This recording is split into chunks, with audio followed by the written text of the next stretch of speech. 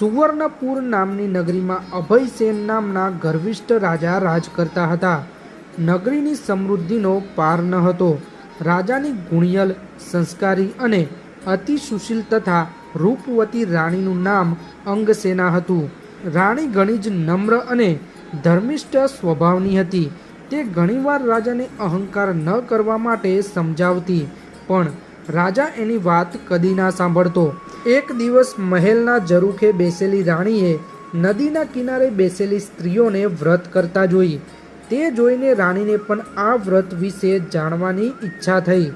રાણીએ તરત જ દાસીને નદીના કિનારે જવા કહ્યું અને તે વ્રત વિશે જાણી લાવવા માટે કહ્યું.